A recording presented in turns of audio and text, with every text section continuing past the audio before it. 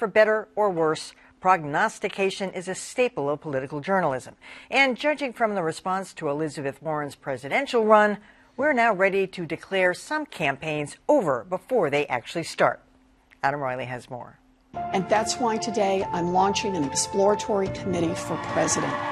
It's been less than a week since Elizabeth Warren made a 2020 presidential run all but official. But apparently that's more than enough time to write her political obituary. As far as I'm concerned, this campaign of Elizabeth Warren is dead on arrival. You might expect that from Fox, but they weren't the only pessimists. So the fact that Liz Warren did worse than Hillary Clinton in Massachusetts suggests that perhaps she's a below-par candidate. Then there was Politico musing, how does Warren avoid a Clinton redux, written off as too unlikable before her campaign gets off the ground? If all the negativity surprised Warren, it shouldn't have. After all, the Boston Globe questioned her electability a month ago, telling her not to run. Still, a few media outlets are keeping an open mind. I think the biggest strength for Elizabeth Warren is her populism. This is something that almost instantly made her a Democratic star. Meanwhile, Dan Rather had a novel idea, tweeting, perhaps we should all just wait and see how the Warren narrative unfolds, rather than trying to predict what the narrative will be.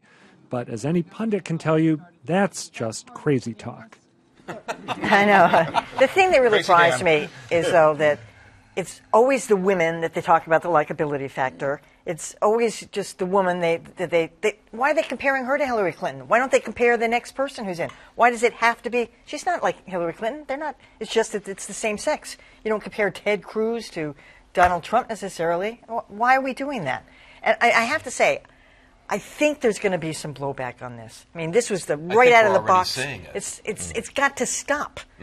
I don't know. I will push back on this whole likability issue. I don't think that's unique to female candidates. I've been using that as part of a metric in reporting on male candidates. I mean, you do it all the time with all candidates. I was looking back to 2006. There was an article by Reuters, and at the time, Senator John Kerry was considering another bid for to become president. And there was a likability poll, and he was at the very bottom of that poll, below Hillary Clinton, below Senator John McCain. Likability is something we talk about, whether it's a female candidate or it's a male candidate. I think it's legitimate to talk about it as well, because people vote. No one even knows who she is. Yeah, but you know what?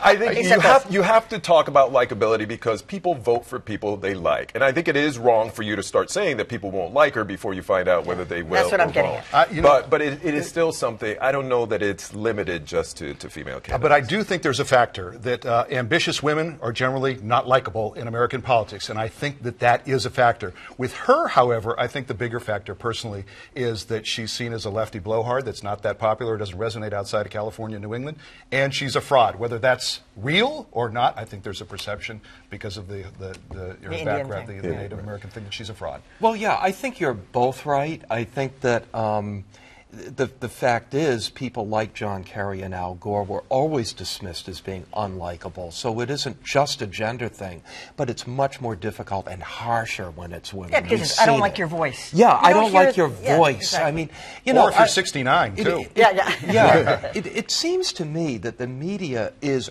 right out of the gate making all the mistakes we've made in the past, and that is the single biggest fault that we have is just not letting the story play out. We don't need to figure out whether voters find her likable or not. The voters will have their say at some point. She's a serious, substantive candidate. We don't know whether the voters are going to go for her or not. Let's cover the story and find out. Well, I would let me disagree with Dan.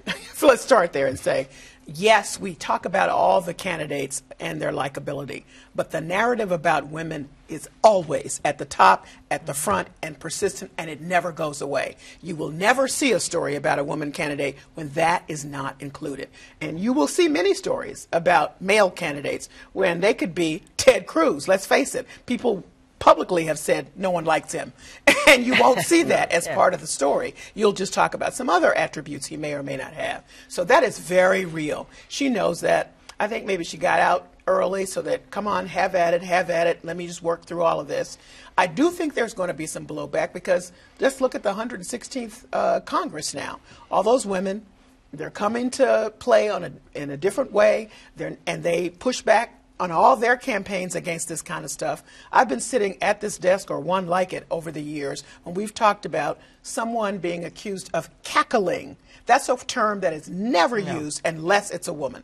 Unless it's a woman. That's it. And no one ever starts a political piece or a substantive piece of any kind about a woman candidate or a male candidate by saying he's been married to his lovely wife for 20 years and they have 2 great kids. You might find that in minuscule print at the end of a story, and it'll be a long profile over 15,000 words, and that'll be at the end.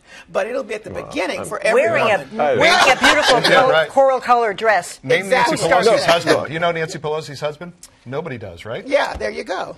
No, look, I'm not, and when I say that, it's not to say that that doesn't happen. I mean, I do agree with you. There are times where women get, but I still believe that there are a lot of these issues. There are stories done about the candidates and their families, and they roll out the pictures. And I don't think it's at the end. And there's a reason why candidates hold babies because they want to be like. Now. Okay, we can do that. I will say this though, to the issue of why we do these kinds of things when you're covering campaigns. This might be the problem when you get out so early. There really isn't anything else to talk about. You can only talk about something that you essentially gin up.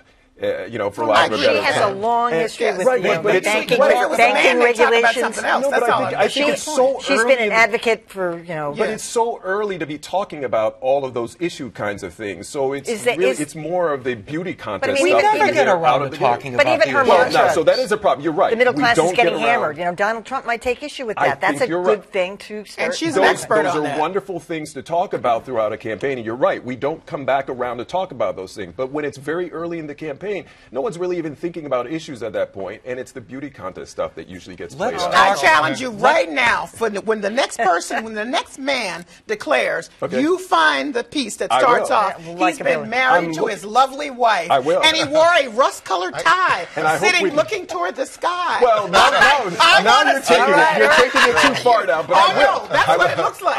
I will bring it and likability. See if they may like it. All right.